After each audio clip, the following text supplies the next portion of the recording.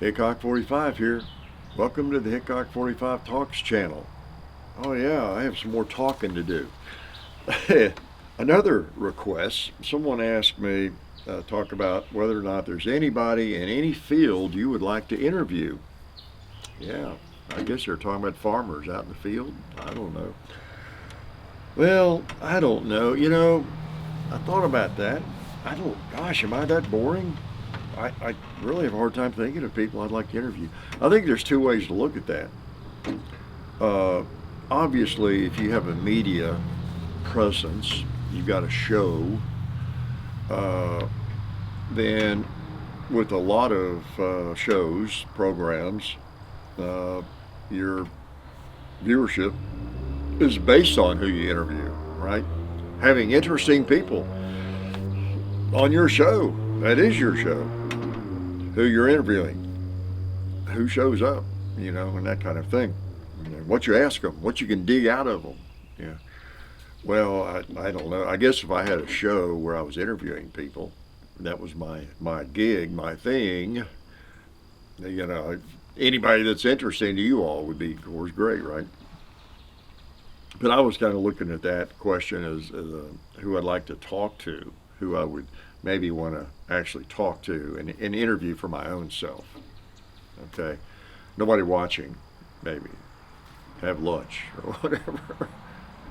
So that makes it a different sort of question because if you have a program where you're interviewing people, that even if someone you didn't really want to interview, if you knew they'd get attention, lots of views and clicks, you'd want to interview them.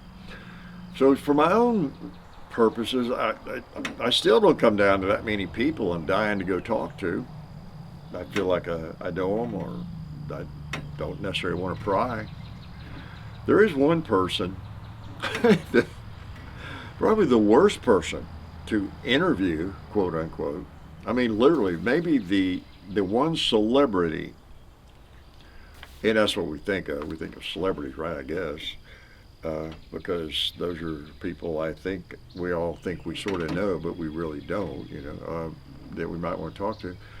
Uh, the worst person, the worst celebrity, bar none, to interview, but is a very interesting character, is Bob Dylan. Bob Dylan, yeah, Richard Zimmerman. Uh, but again, because I find him so interesting and mysterious and such a weird dude and such a phenomenal writer, singer. But when you get right down to it, I would not want to interview him. I have I have seen so many people try to interview him. Little clips where the 60 minutes or whatever it is. I mean, it's it's like an exercise in futility. It's just Bob Dylan. I don't, and that's part of the reason I'm intrigued by him. I would, if he would answer me, okay, if someone could wave a wand over his head and for 20 minutes he would actually have to answer honestly about things, then I might want to talk to him, put it that way. And I would ask him a few questions like Bob, why is it that you absolutely hate to be interviewed and you really are borderline obnoxious with anybody that's interviewed? Now, there's a few exceptions. There are a few exceptions. He's still not very forthcoming. But there are a few exceptions. I've seen two or three brief ones, or it was somebody, I don't know, it was obvious he liked them, or it was a period in his career, but for the most part, and I mean from the very beginning, when he hit the national stage, there he is in a room with everybody throwing questions at him from NBC and every the old black and white, from 61 or 2 or 3 or something, maybe 64 or 5. And it's like he's clueless. He doesn't care. He's still a kid almost. He doesn't care what they're asking him. And I think I'm going to answer that, And it, yeah, just, I mean, it gets funny, it gets amusing. You know, if you see enough people trying to interview him, really professional people work for major outlets, and they're not even being obnoxious at all. It's not like they're paparazzi, you know, just sticking a micro in his face, microphone in his face, chasing him around, or that kind of thing. He is somewhere kind of agreed to talk to him, maybe, and they're being very polite. They know how he is, I guess, by then, and but he just will not share anything, and he'll just kind of look at them. And it's funny, they'll ask him a question or try to get him to talk, and then they'll be quiet. There may be two or three of them, or a bunch of them, or just one, and they'll use that technique as just be quiet, because most people want to fill that silence. They don't want that dead air, and they'll finally, say something. But he just look at him and whatever he's doing. And he may talk, he might not. It's so funny because he is so literate and so articulate when he wants to be, and he just won't give him a thing. So if that magic wand could be waved over his head, yeah, I might want to talk to Bob and just ask him what turned him against the press to such an extent that he has no compunction about being rude to them.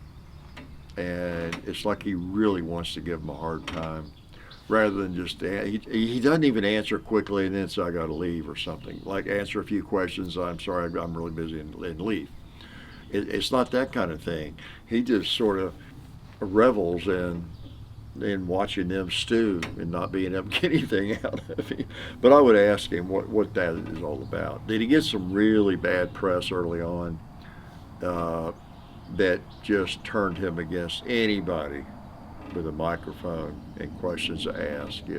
Is there a source of that, or is it just Bob being weird? Just being his weird self. And I'm glad he is his weird self. That he was his weird self because he produced all that genius work. So whatever it took, more power to him.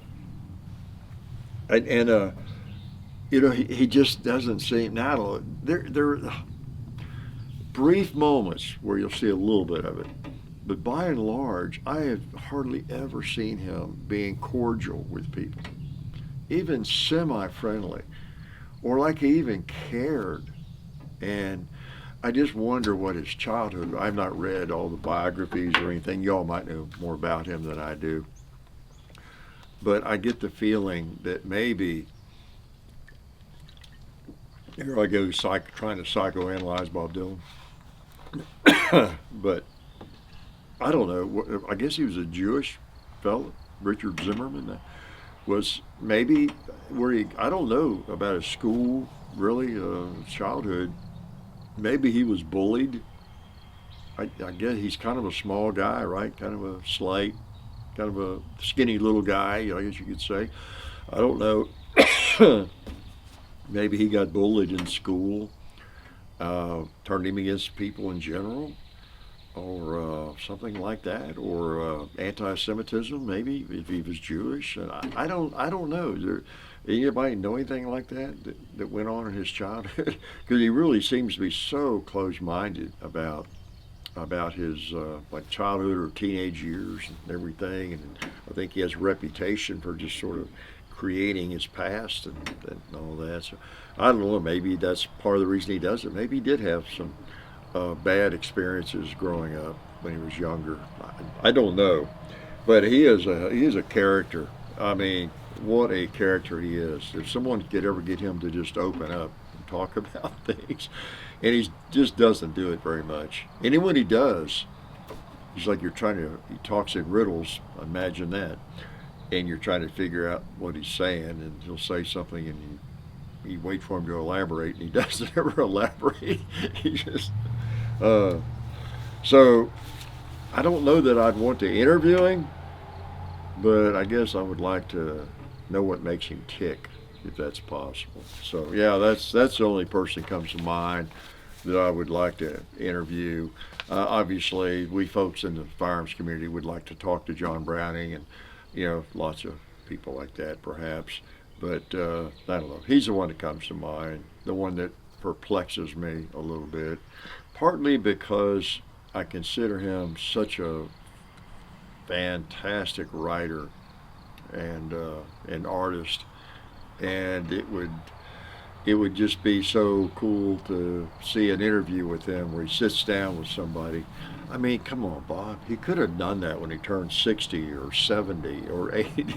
You say, okay, I took some pills of some sort, and I am laid back. I'm gonna share all. I'm gonna just maybe he's done it and I just didn't know it or see it, but I want to be a very nice guy, very very outgoing. What do you want to know? I'll talk about anything. Has he ever done that? I don't think so. Then again, if he did, he wouldn't be Dylan. Yeah, such is life. You got to take the bad with the good. Life is good.